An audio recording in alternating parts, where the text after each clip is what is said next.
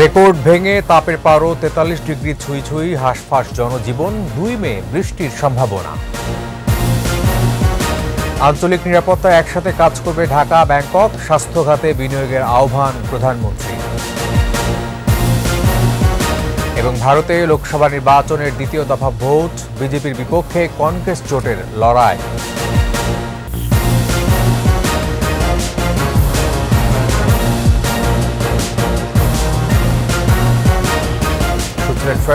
ইসলামী bank PLC সংবাদ শিরোনাম আমন্ত্রণ। রাতের ২১ সংবাদের সাথে আছে আমি তানজির আহমেদ। ২১ টেলিভিশনের সংবাদ একই সাথে সরাসরি দেখতে পাবেন আমাদের ফেসবুক পেজ www.facebook.com/2124 অনলাইন। এছাড়া সংবাদে আরও থাকছে,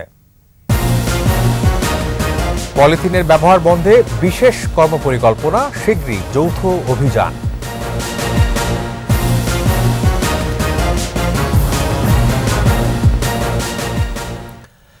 মৌসুমের সব রেকর্ড ভেঙে তাপের পারদ উঠতে উঠতে এখন ৪৩ ডিগ্রি ছুঁই ছুঁই।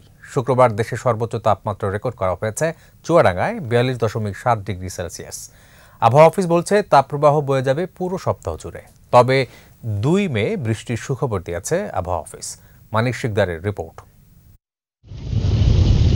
তাপদাহে পুড়ছে দেশ। বৈশাখের শুরু থেকেই কখনো মৃদু, মাঝারি, কখনো তীব্র ও অতি তীব্র তাপপ্রবাহ বয়ে চলেছে। শুক্রবার চলতি মৌসুমের সব রেকর্ড ভেঙে চুয়াডাঙ্গা জেলার তাপমাত্রা দাঁড়িয়েছে ৪২.৭ ডিগ্রি সেলসিয়াসে। তবে ঢাকায় বৃহস্পতিবারের তুলনায় তাপ কমেছে ১ ডিগ্রি। দীর্ঘমেয়াদী তাপপ্রবাহে সারা দেশের মানুষ পড়েছেন ভোগান্তিতে। সূর্যের তীব্র প্রখরতায় ঘরের বাইরে বেরোনো প্রায় দুঃসাধ্য হয়ে উঠেছে। প্রচন্ড গরম আর কি, গরমে মনে হয় শারীরিক দিকে সব দিকেই সমস্যা, অশান্তি, মানে রোদে তো থাকার মতন একেবারে যথেষ্ট গরম। এখন চিন্তা করতেছি কি করব, বাড়ির যাবো, গরমে থাকতে পারতেছি না। হিটওয়েভের সতর্ক বার্তার মাঝেই প্রাথমিক, সরকারি, বেসরকারি বিদ্যালয় খুলে দেওয়ার সিদ্ধান্তে উদ্বিগ্ন অভিভাবকরা। গরমটা স্বাভাবিক পর্যায়ে যেমন না আসে পর্যন্ত স্কুলগুলো বন্ধ রাখার দরকার ছিল আমার মনে হয়। যেই তাপমাত্রা আছে এই হিসাবে তো ২-৪ দিন আরো বন্ধ রাখা উচিত। এদিকে অতীতের যে কোনো সময়ের তুলনায় তাপপ্রবাহের ব্যাপ্তিকাল রেকর্ড ছাড়িয়েছে। এই তাপপ্রবাহ অব্যাহত থাকবে অন্তত আরও ১ সপ্তাহ। টোটাল ২৭ দিন ধরে আমাদের তাপমাত্রাটা এরকম চলছে হিটওয়েভের আওতায়। যদিও প্রথম দিকে একটু অঞ্চল কম ছিল, তাপমাত্রার পরিমাণ কম। মাঝখানে কয়েকদিন তাপমাত্রার পরিমাণ সামান্য বেশি, অঞ্চলে বিস্তৃতি সামান্য বেশি। কিন্তু ১৬ তারিখের পরে অঞ্চলটা বিস্তৃতিটা বিশাল লাভ করে এবং তাপমাত্রার পরিমাণ সেটা অতি তীব্র আকারে কিছু কিছু জায়গায় আমরা রেকর্ড পেয়েছি। এই বছর আমাদের রেকর্ড, আমাদের প্রায় ২৭ দিন যাবৎ তাপপ্রবাহ পাচ্ছি। বাংলাদেশের যে উত্তর এবং পশ্চিমাঞ্চলের যে অঞ্চলটা, সেখানে কিন্তু একটা চরম মাত্রায় হিট ওয়েভ চলছে এবং পশ্চিমবঙ্গের এলাকাতে এই মুহূর্তে ৪২ ডিগ্রি তাপমাত্রা আছে। আবহাওয়াবিদ ওমর ফারুক, তার সাথে আমরা আরেকটু বিস্তারিত জেনে নিতে চাই। আপনারা জানেন গত এপ্রিল মাসের ১ তারিখ থেকে আমাদের যে তাপপ্রবাহ শুরু হয়েছে সেটা পরবর্তীতে গিয়ে তীব্র থেকে অতি তীব্র তাপপ্রবাহের রূপ নেয় এবং পুরো মাস জুড়েই কিন্তু তাপপ্রবাহটা বিরাজমান ছিল এবং এই মাসের যে বাকি দিনগুলো আছে এই দিনগুলোতেও তাপপ্রবাহ বিরাজমান থাকার সম্ভাবনা রয়েছে। মে মাসের শুরুতে বৃষ্টি হলে তাপমাত্রা সহনীয় হয়ে আসবে বলে জানান আবহাওয়াবিদরা। বৃষ্টিটা বেশিরভাগ সময় সীমাবদ্ধ থাকতে পারে ময়মনসিংহ ডিভিশন, সিলেট, চট্টগ্রাম, ঢাকা সহ বরিশাল। মানিক শিকদার, ২১ টেলিভিশন, ঢাকা। এদিকে তাপদাহে সারা দেশে হাঁসফাঁস জনজীবন, এর সাথে বিদ্যুতের লোডশেডিং দুর্ভোগ আরও বাড়িয়ে দিয়েছে। হাসপাতালগুলোতে বাড়ছে রোগীর চাপ। প্রতিনিধির তথ্য ও ছবিতে মাসুম আলিসার প্রতিবেদন। রাজশাহীতে অব্যাহত তাপদাহের কারণে নগরীতে ১২টি অস্থায়ী স্বাস্থ্য ক্যাম্প করেছে সিটি কর্পোরেশন। সেখান থেকে পথচারীদের দেয়া হচ্ছে স্যালাইন ও খাবার পানি। প্রাথমিক চিকিৎসা সেবার ব্যবস্থা রাখা হয়েছে। আগামী ৭ দিন এটি পরিচালিত হবে। এখানে কোনো ব্যক্তি হঠাৎ অসুস্থ হলে আমাদের বিপি মেশিন দেওয়া আছে, আমাদের স্বাস্থ্যকর্মীদের প্রশিক্ষণ দেওয়া আছে, তারা বিপিটা মাপবেন। প্রথমত তীব্র গরমে অতিষ্ঠ তাদেরকে আমরা স্যালাইন পানি এবং স্যালাইনযুক্ত পানি তাদেরকে পান করাচ্ছি। তাপপ্রবাহে চুয়াডাঙ্গায় খেটে খাওয়া মানুষেরা কষ্টে রয়েছে। প্রয়োজন ছাড়া কেউই ঘর থেকে বের হচ্ছেন না। রোদের এত তাপ যে আমরা বাসা থেকে বেরে হতে পারছি না। তাপমাত্রায় লোকজন বেরোচ্ছে না, কাজকর্ম হচ্ছে না। চুয়াডাঙ্গা সদর হাসপাতালে চিকিৎসা নিচ্ছে গরমজনিত নানা রোগে আক্রান্ত শিশু ও বয়স্করা। ১০০ শয্যার হাসপাতালে ডায়রিয়া ও নিউমোনিয়া সহ নানা রোগে আক্রান্ত ৪ শতাধিক রোগী ভর্তি রয়েছে। ডায়রিয়া ওয়ার্ডে বরাদ্দ আছে 5টা বেড, সেখানে আমাদের বর্তমানে রোগীর সংখ্যা আছে আজকে গতকালকে 98 জন। যশোরে প্রায় জনশূন্য রাস্তাঘাট, তবে বৃষ্টি না হওয়ায় পাকা বোরো ধান নির্বিঘ্নেই ঘরে তুলতে পারছে কৃষক। এরই মধ্যে 35% জমির ধান কাটা হয়ে গেছে। সুষ্ঠুভাবে ধানটা ঘরে তুলতে পারতেছি, এটাই আমাদের আনন্দ। নতুন ধান তো কৃষকের মনে একটু আনন্দ বলে গরুর তাপটা গায়ে বাঁধে নয়। তাপদাহে ময়মনসিংহের গরমজনিত নানা রোগে আক্রান্ত হচ্ছে শিশু ও বয়স্করা। ময়মনসিংহ মেডিকেল কলেজ হাসপাতালের শিশু ওয়ার্ডে ধারণ ক্ষমতার 4 গুণ রোগী ভর্তি হয়ে চিকিৎসা নিচ্ছে। বেশিরভাগই শ্বাসকষ্টজনিত সমস্যা, তার মাঝে কিছু ডায়রিয়াও রয়েছে। তাহলে আমাদের এই সময়টায় আমাদের যারা অভিভাবক আছেন, শিশুদের গার্জিয়ান আছেন, তাদের সতর্ক থাকতে হবে। হিলিতে তাপপ্রবাহের সাথে বিদ্যুতের লোডশেডিং দুর্ভোগ বাড়িয়েছে। ঘর থেকে বাড়ানোই যাচ্ছে না, বাজার হাট করবো কি খাবো কি, গরমে কাজ করতে পারতেছি না, কষ্ট হচ্ছে কাজ করতে। সারাদিনে 300 বস্তা সেলাই করতাম, এখন গরমের কারণে সেলাই করতে পারছি না। নাটোরের বন বেলঘরিয়া বাইপাস মোড়ে স্থানীয় সংসদ সদস্যর পক্ষ থেকে পথচারী যানবাহন চালক ও যাত্রীদের মধ্যে পানীয় বিতরণ করা হচ্ছে। এদিকে বৃষ্টির জন্য খোলা স্থানে নামাজ হয়েছে ভোলা, নাটোর, ঝালকাঠি সহ দেশের বিভিন্ন স্থানে। মাসুম আলিসা, 21 টেলিভিশন। আঞ্চলিক বাণিজ্যিক সহযোগিতা, শান্তি ও নিরাপত্তা সহ নানা ইস্যুতে একযোগে কাজ করবে বাংলাদেশ ও থাইল্যান্ড। রোহিঙ্গা সমস্যার স্থায়ী সমাধানে বাংলাদেশের পাশে থাকার আশ্বাস দিয়েছেন থাইল্যান্ডের প্রধানমন্ত্রী শ্রেথা থাবিসেন। এদিকে বাংলাদেশের চিকিৎসা খাতে থাই বিনিয়োগের আহ্বান জানিয়েছেন প্রধানমন্ত্রী শেখ হাসিনা। আরও জানাচ্ছেন দীপু শিকদার। দীর্ঘ 52 বছরের বন্ধুত্ব, কিন্তু বাংলাদেশের কোনো সরকার প্রধানের এটাই প্রথম থাইল্যান্ড সফর। ব্যাংককে পৌঁছালে প্রধানমন্ত্রী শেখ হাসিনাকে অভ্যর্থনা জানান দেশটির সরকার প্রধান। পরে থাই রাজকীয় বাহিনীর সুসজ্জিত দল বাংলাদেশের প্রধানমন্ত্রীকে গার্ড অফ অনার প্রদান করে। থাইল্যান্ডের মন্ত্রিপরিষদের সঙ্গে আনুষ্ঠানিক পরিচয় শেষে প্রধানমন্ত্রীর কার্যালয়ে পরিদর্শন বইতে সই করেন শেখ হাসিনা। পরে একান্ত বৈঠকে বসেন দুই নেতা। পাসপোর্টধারীদের জন্য ভিসা অব্যাহতি সংক্রান্ত একটি চুক্তিতে স্বাক্ষর করেছে দুই দেশ। এছাড়া জ্বালানি, পর্যটন ও শুল্ক, কৃষি ও খাদ্য প্রক্রিয়াজাতকরণ শিল্পে সহযোগিতার জন্য 3টি সমঝোতা স্বাক্ষর হয়েছে। সেই সঙ্গে চলতি বছরে মুক্ত বাণিজ্য চুক্তির জন্য লেটার অব ইন্টেন্টে স্বাক্ষর করেছে ঢাকা ব্যাংকক। প্রধানমন্ত্রী শেখ হাসিনা তার বক্তব্যে বাংলাদেশের চিকিৎসা খাতে থাইল্যান্ডের বিনিয়োগের আহ্বান জানান। একই সঙ্গে বিশেষ অর্থনৈতিক অঞ্চল এবং হাইটেক পার্কে বিনিয়োগ এবং শুধুমাত্র থাইল্যান্ডের জন্য বিশেষ অর্থনৈতিক অঞ্চল নেয়ার প্রস্তাব দেওয়ার কথাও জানান Sheikh Hasina. Prime Minister Thabissin and I have discussed at length the bilateral and regional issues of mutual interest. We agree to make all efforts to enhance our bilateral trade and encourage more interactions between the public and private entities of the two countries. Likewise, we must make all efforts to promote and facilitate bilateral investments. The agreement and MOUs that we have signed today will provide a solid framework for enhancing our bilateral cooperation.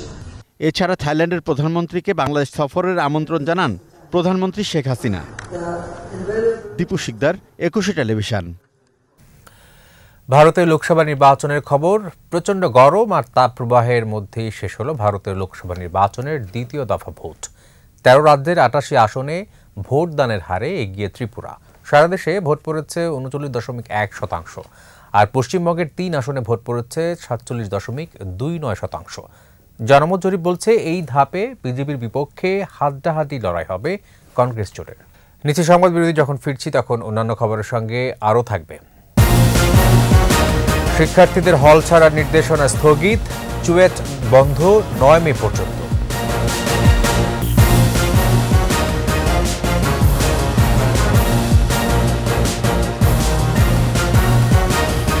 আবার আমন্ত্রণ রাতের 21 সংবাদে। পলিথিনের যথেচ্ছ ব্যবহারে মারাত্মক ঝুঁকিতে পরিবেশ ও জীববৈচিত্র্য। এই অবস্থায় পলিথিনের ব্যবহার বন্ধে বিশেষ কর্মপরিকল্পনা নেওয়া হচ্ছে। বিশেষজ্ঞরা বলছেন, ত্রিমাত্রিক দূষণের কারিগর পলিথিন ব্যবহার বন্ধ না করায় ক্যান্সার সহ নানা জটিল রোগে ভুগছে মানুষ। 21 স্পেশালে পলিথিনের উৎপাদন, ব্যবহার এবং স্বাস্থ্য ঝুঁকি নিয়ে ফারজানা শোভার 2 পর্বের রিপোর্টের প্রথম পর্ব আজ। ক্যামেরায় ছিলেন তফসির হাসান ও মোহাম্মদ হানিফ।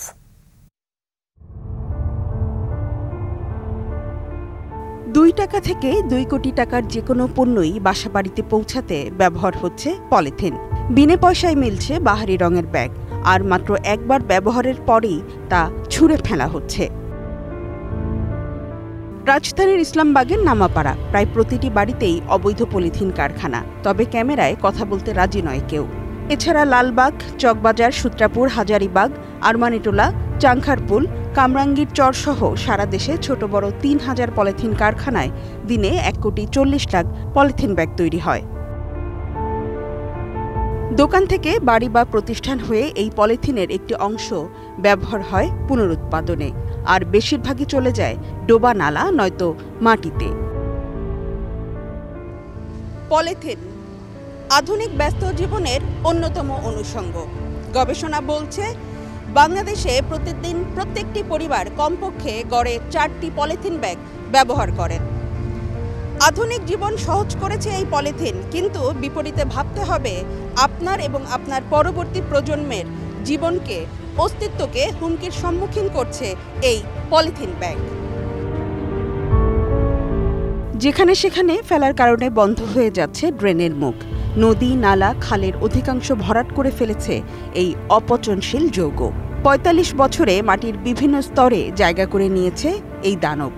এই মাথার থেকে নিয়ে পুরা ঘুরা প্রত্যেকটা বেড়িবান্ধে এই পলিথিনের কারখানা আইসা এই পলিথিন নোংরা কইরা মানে আমাদের অতিষ্ঠ। এখন বাসাবাড়ি তখন থাকা যায় না, ছেলে মেয়েদের মনে করেন আপনার কাশি, ঠান্ডা, মনে করেন নিঃশ্বাস ছাড়তে পারে না। এই যে পলিথিন, এই পলিথিনে আপনার ড্রেনগুলো নেই পুরো আটকে গেছে। পলিথিনগুলো নিয়ে কী করছে আপনার সিটি কর্পোরেশনের লোকরা উড়াইছে, উপরে উড়ানোর পরে দীর্ঘদিন ফালায় রাখছে। এই পলিথিনগুলো নিয়ে আবার বৃষ্টিতে আবার ড্রেনের ভিতরে আবার চলে যাইতেছে। কোনো গাছ লাগাইতে হলে মাটি করতে গেলে খালি পলিথিন বাইর হয়, যার কারণে ঢাকার শহরে কোনো গাছ লাগানো যায় না এবং হয়ও না। বিশেষজ্ঞরা বলছেন এই প্লাস্টিক বর্জ্য 400 বছর পর্যন্ত জীব ও প্রকৃতির উপর ক্ষতিকর প্রভাব ফেলতে পারে। 3 ডাইমেনশনাল এনভায়রনমেন্টাল এবং সোশ্য ইকোনমিক্যাল ইম্প্যাক্ট করে থাকে সে নেগেটিভলি। সেই 3টা হলো প্লাস্টিক যখন আমরা সিঙ্গেল ইউজ করে ফেলে দিই, সবার আগে এটি নালা নর্দমায়, রাস্তা বা কোনো জায়গায় ফেলে নালা নর্দমাতে যায় পড়ছে। প্লাস্টিক দ্বিতীয় পর্যায়ে পানিকে দূষণ করছে এবং সেই দূষণ করে বন্ধ নয়, সেটি মানুষের শরীর পর্যন্ত আসছে। তৃতীয় যে জিনিসটি, অনেক সময় প্লাস্টিক বর্জ্যকে একত্রে করে দিয়ে আমরা ব্যবস্থাপনার কথা চিন্তা করে এটিকে আমরা পুড়িয়ে দিচ্ছি। সেই পুড়িয়ে দিয়ে আমরা কিন্তু বায়ুকে দূষণ করছি। বিশ্বব্যাংকের জরিপ বলছে দেশের 3 প্রধান নদী পদ্মা, মেঘনা ও যমুনায় দিনে জমা হচ্ছে 73,000 টন প্লাস্টিক ও পলিথিন। প্লাস্টিকের নানা বিষাক্ত রাসায়নিক প্রবেশ করছে খাদ্য শৃঙ্খলে, সহজেই ঢুকে পড়ছে মানুষের শরীরে, ছড়াচ্ছে উচ্চ রক্তচাপ থেকে শুরু করে ক্যান্সারের মতো রোগ। পরিবেশ মন্ত্রী বলছেন, পরিবেশ বিধ্বংসী প্লাস্টিক অপসারণ করা না হলে মাটি ও পানি স্থায়ীভাবে নষ্ট হয়ে যাবে, কঠিন হয়ে পড়বে ফসল ফলানো ও মাছ চাষ। এই যে এখন আপনার প্লাস্টিক বর্জ্য এবং এটার ব্যবস্থাপনা শুধু যে একটা পরিবেশের বিষয় না, এটার সাথে যে আমার ব্যক্তিগত এবং জনস্বাস্থ্য জড়িত। এখন একটা আমরা যে আমাদের লক্ষ্যমাত্রা স্থির করেছি সেটা হচ্ছে 2026-এর মধ্যে সিঙ্গল ইউজ প্লাস্টিক, ওটার চাহিদা যেন আমরা 90% কমিয়ে আনতে পারি। সরকারের 100 দিনের কর্ম পরিকল্পনার অংশ হিসেবে পলিথিন নিয়ন্ত্রণে শিগগিরই শুরু হচ্ছে যৌথ অভিযান। আমরা নানানভাবে মানুষকে বোঝানোর চেষ্টা করছি। ফারজানা শোভা, 21 টেলিভিশন, ঢাকা। শিক্ষার্থীদের হল ছাড়ার নির্দেশনা স্থগিত রেখে 9 মে পর্যন্ত চট্টগ্রাম প্রকৌশল ও প্রযুক্তি বিশ্ববিদ্যালয় বন্ধ ঘোষণা করা হয়েছে। সন্ধ্যায় বিশ্ববিদ্যালয় একাডেমিক কাউন্সিল কক্ষে সিন্ডিকেট সভায় এই সিদ্ধান্তের কথা জানান রেজিস্ট্রার শেখ মোহাম্মদ হুমায়ুন কবির। সড়ক দুর্ঘটনায় 2 সহপাঠীর মৃত্যুর পর 4 দিন ধরে বিক্ষোভে উত্তাল চুয়েট ক্যাম্পাস। এর জেরে বৃহস্পতিবার বিকেলে একাডেমিক কাউন্সিলের 151তম জরুরি সভায় অনির্দিষ্টকালের জন্য ক্যাম্পাস বন্ধ করে প্রশাসন। হল ছাড়ার নির্দেশনা পেয়ে ক্ষুব্ধ হয়ে ওঠেন শিক্ষার্থীরা।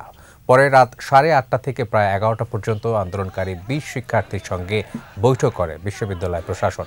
বৈঠক শেষে শিক্ষার্থীরা আন্দোলন স্থগিত করে অবরোধ তুলে নিলে চট্টগ্রাম কাপ্তাই সড়কে যান চলাচল শুরু হয়। সার্বিক শান্তি শৃঙ্খলা বজায় রাখা উচ্ছৃঙ্খলা ও সহিংসতা পরিহার এবং রাষ্ট্রীয় ও ব্যক্তিগত সম্পদ ধ্বংসে সম্পৃক্ততা থাকবে না শর্তে বিশ্ববিদ্যালয়ের শিক্ষার্থীদের হল ত্যাগের নির্দেশ স্থগিত করা হয়। বাংলাদেশ ফুটবল ফেডারেশনের ব্যবস্থাপনায় আজ মাঠে গড়াচ্ছে উইমেন্স ফুটবল লিগ। এবারে আসরে অংশ নিচ্ছে 9টি দল। সংবাদ সম্মেলনে ছিলেন দলগুলোর অধিনায়করা। তারা বলেন, লিগে অংশ নিতে এবং প্রতিদ্বন্দ্বিতাপূর্ণ ম্যাচ উপহার দিতে 2-3 মাস ধরে অনুশীলনের মধ্যে আছেন খেলোয়াড়রা। 9টি দলের মধ্যে রয়েছে Bangladesh army, Farashganj sporting club, Dhaka rangers, Jamalpur Kanchrapara একাদশ, আতাউর রহমান ভুইয়া ক্লাব, উত্তরা ক্লাব, সিরাজ স্মৃতি সংঘ, নাসরিন স্পোর্টিং ক্লাব ও রংপুরের সদ্য পুষ্করিণী স্পোর্টিং ক্লাব।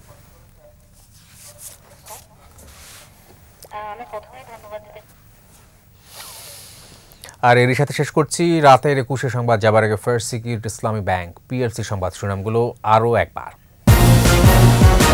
রেকর্ড ভেঙে তাপের পারো 43 ডিগ্রি ছুঁই ছুঁই, হাসপার জনজীবন। 2 মে বৃষ্টির সম্ভাবনা। আঞ্চলিক নিরাপত্তায় একসাথে কাজ করবে ঢাকা ব্যাংকক। স্বাস্থ্য খাতে বিনিয়োগের আহ্বান প্রধানমন্ত্রী।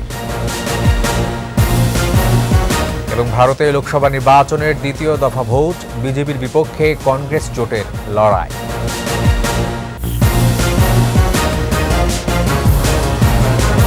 সর্বশেষ খবর জানতে ডায়াল করুন 2021 নম্বরে, আর ভিজিট করুন 21tv.com ওয়েবসাইট। এছাড়া ফেসবুকে ভিজিট করতে পারেন facebook.com/2124 অনলাইন।